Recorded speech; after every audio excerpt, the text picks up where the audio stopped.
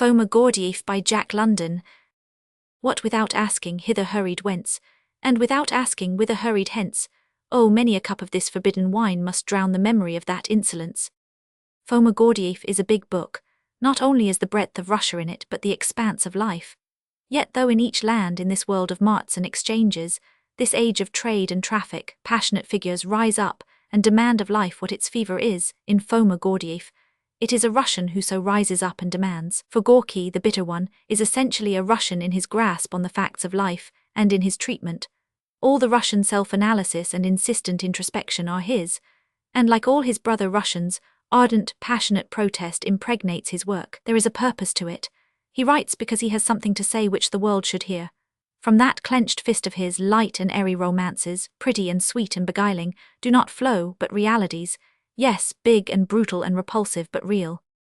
He raises the cry of the miserable and the despised, and in a masterly arraignment of commercialism, protests against social conditions, against the grinding of the faces of the poor and weak, and the self-pollution of the rich and strong, in their mad lust for place and power.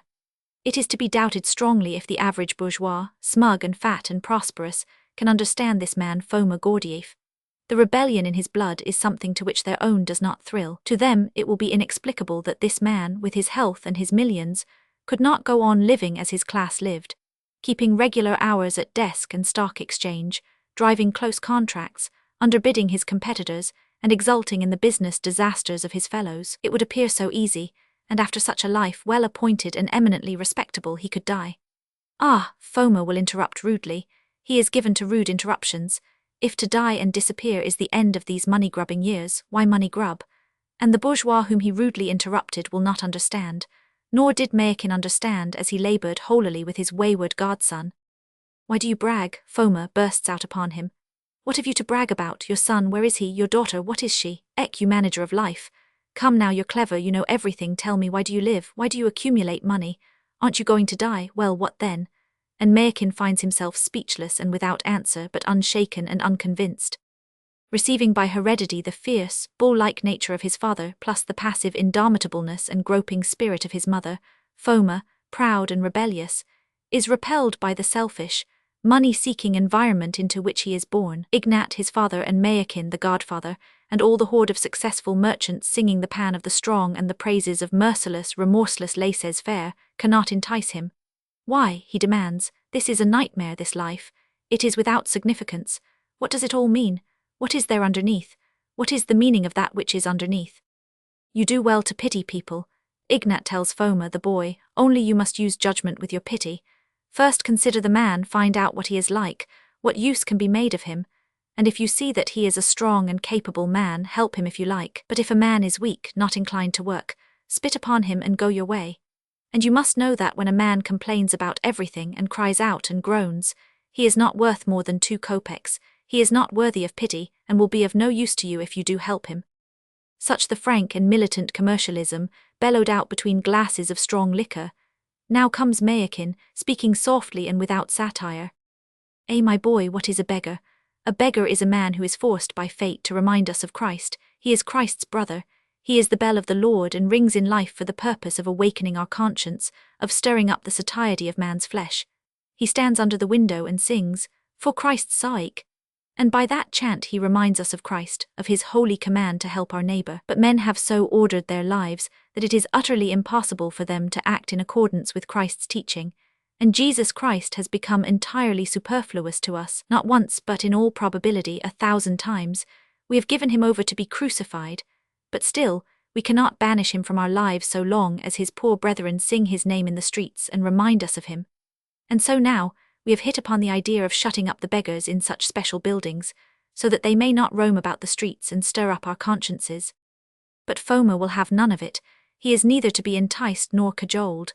The cry of his nature is for light. He must have light, and in burning revolt he goes seeking the meaning of life. His thoughts embraced all those petty people who toiled at hard labour. It was strange, why did they live?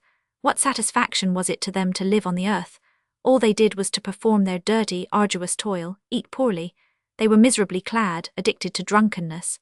One was 60 years old, but he still toiled side by side with young men, and they all presented themselves to Fomá's imagination as a huge heap of worms, who were swarming over the earth merely to eat. He becomes the living interrogation of life. He cannot begin living until he knows what living means, and he seeks its meaning vainly. Why should I try to live life when I do not know what life is? He objects when Mayakin strives with him to return and manage his business. Why should men fetch and carry for him, be slaves to him and his money? Work is not everything to a man, he says. It is not true that justification lies in work. Some people never do any work at all their lives long, yet they live better than the toilers. Why is that? And what justification have I? And how will all the people who give their orders justify themselves? What have they lived for? But my idea is that everybody ought without fail to know solidly what he is living for. Is it possible that a man is born to toil, accumulate money, build a house, beget children, and die? No, life means something in itself. A man has been born, has lived, has died. Why? All of us must consider why we are living, by God we must. There is no sense in our life, there is no sense at all. Some are rich, they have money enough for 1,000 men all to themselves, and they live without occupation. Others bow their backs in toil all their life and they haven't a penny. But Foma can only be destructive. He is not constructive. The dim groping spirit of his mother and the curse of his environment press too heavily upon him, and he is crushed to debauchery and madness. He does not drink because liquor tastes good in his mouth. In the vile companions who purvey to his baser appetites he finds no charm. It is all utterly despicable and sordid, but thither his quest leads him and he follows the quest. He knows that everything is wrong but he cannot right it, cannot tell why. He can only attack and demolish. What justification have you all in the sight of God? Why do you live? He demands of the conclave of merchants of life's successes. You have not constructed life, you have made a cesspool. You have disseminated filth and stifling exhalations by your deeds. Have you any conscience? Do you remember God? A 5-kopeck piece, that is your God, but you have expelled your conscience. Like the cry of Isaiah, "Go to now, ye rich men, weep and howl for your misfortunes that shall come upon you," is Foma, you bloodsuckers, you live on other people's strength, you work with other people's hands. For all this you shall be made to pay, you shall perish, you shall be called to account for all to the last little teardrop.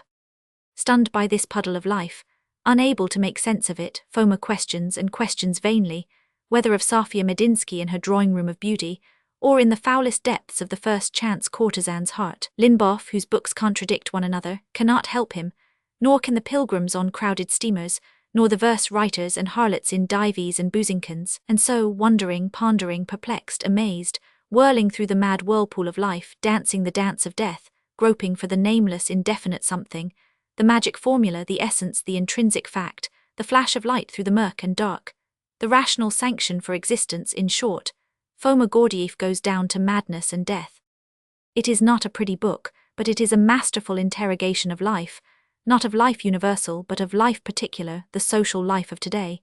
It is not nice, neither is the social life of today nice. One lays the book down sick at heart, sick for life with all its lyings and its lusts.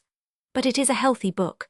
So fearful is its portrayal of social disease, so ruthless its stripping of the painted charms from vice, that its tendency cannot but be strongly for good. It is a goad, to prick sleeping human consciences awake and drive them into the battle for humanity. But no story is told, nothing is finished, someone will object. Surely when Sasha leaped overboard and swam to Foma, something happened.